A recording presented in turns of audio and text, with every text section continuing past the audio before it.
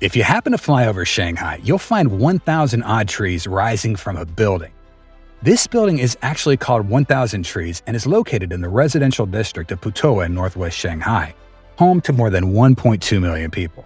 To the building's north, we have a beautiful lake, Suzhou Creek, and to the south, we have the fascinating M50 district. The M50 district, where this masterpiece is located, is a contemporary art district.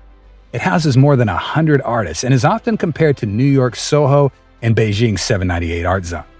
This has made it a popular cultural attraction for local and international visitors alike. The buildings around 1,000 Trees were lifeless gray concrete structures that were giving a very dull impression of the city. The project is supposed to defy all conventional architectural norms and stand out from the rest. The columns on which the trees rest and the lush greenery outside the corridor are reminiscent of the Hanging Gardens of Babylon. According to Thomas Heatherwick, the designer behind this project, he intended to make it the heart of the neighborhood. The area was previously an industrial center with factories, warehouses, and other grim buildings.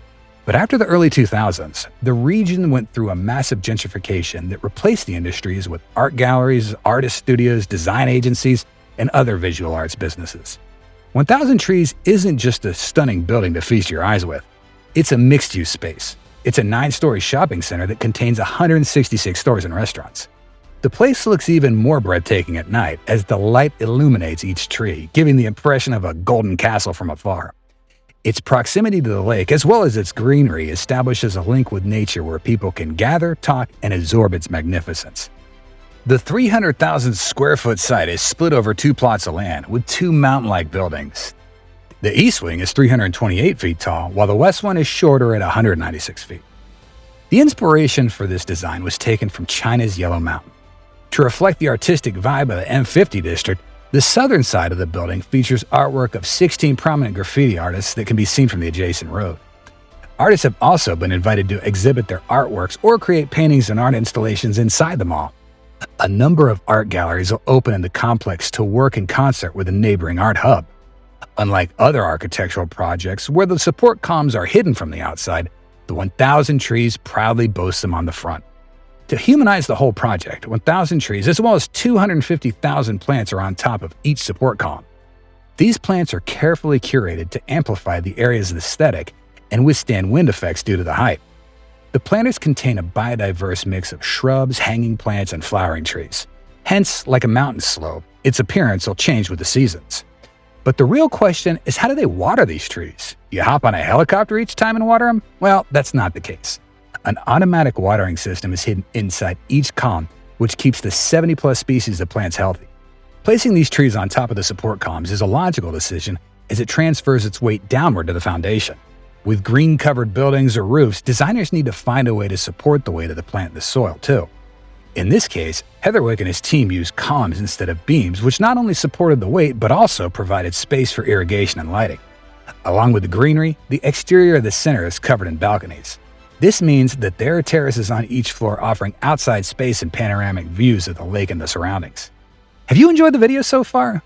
If you want similar content like this, hit the subscribe button. After all, it's free and you'll be getting 2 new videos each week. That's a win-win. We've also dropped some exciting merch for which you can purchase through the link in our description. Enough with the promotion. Let's return to the video. Now, even though the aim of these trees is decoration instead of environmentalism, they are still good for the environment. The 1,000 trees are stated to absorb 21 tons of carbon dioxide every year while creating oxygen for over 2,000 people.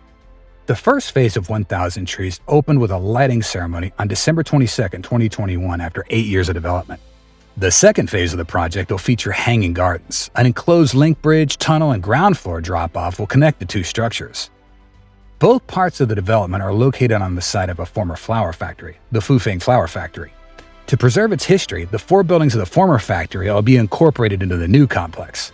A former bell tower of the factory has been converted into a sightseeing elevator. The tower is wrapped in rusty boards to highlight its past. Other historical buildings will house an art gallery and restaurants.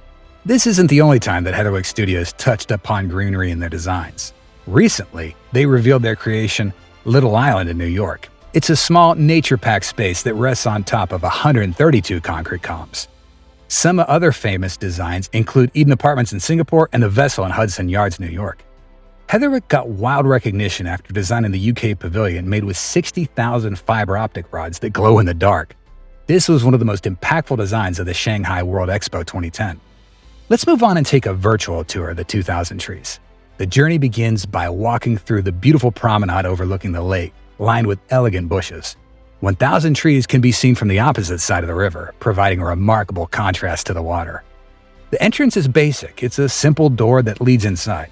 You can roam around for a while between the greenery and gaze at the massive columns all around you.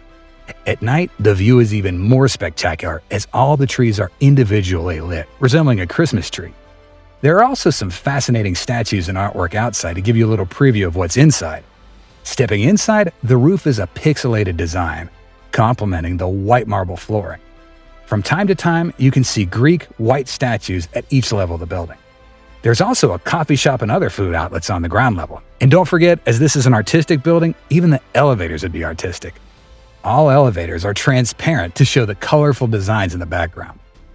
Another unusual thing about the building is that you can have a top-to-bottom view. So if you stand on the ground level, you can see different floors framed by the outside columns climbing upwards towards the roof.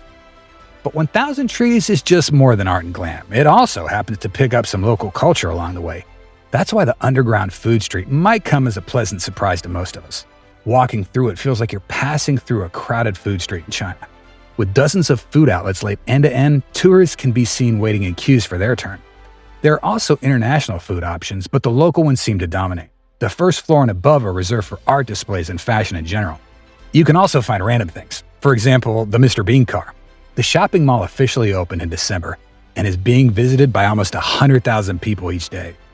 While the project seems to have got international admiration, it's not without its shared sense of drama. Critics claim that projects like 1,000 Trees have little environmental benefit as the greenery is just used as an ornament on top. In an interview, Heatherwick agrees that the trees aren't just for the environment, but rather to trigger an emotional response. He states, "There's a tendency to think greenery is only for environmental reasons in terms of greenhouse gas emissions. And those are benefits. But a big part of the reason in this project is the emotional engagement to humanize it." The function of emotion. The number of people visiting 1,000 Trees every day shows that they are successful in achieving their aim. According to Design.com, a typical column contains around 14 tons of reinforced concrete. So it would take an estimated 155 years to offset that emitted in the production of the concrete column on which the tree is set. These are conservative estimations and largely generalizations, but it does go to show how greenery should be responsibly integrated in designs. This brings us to the larger question about greenery and architecture. Our public and green spaces are being increasingly privatized, ticketed, and controlled. There are legitimate questions about whether green spaces at height can provide benefits to the broader community, or if they're simply elitist eco-bling, accessible only for a few selfies or an expensive cocktail. It's also important to remember that we shouldn't reduce nature to numbers and create ways to incorporate nature in our immediate surroundings like offices, buildings, and streets to give wider accessibility to the public. So in the future, people can sit beneath the tree without having to pay some kind of entrance fee for it.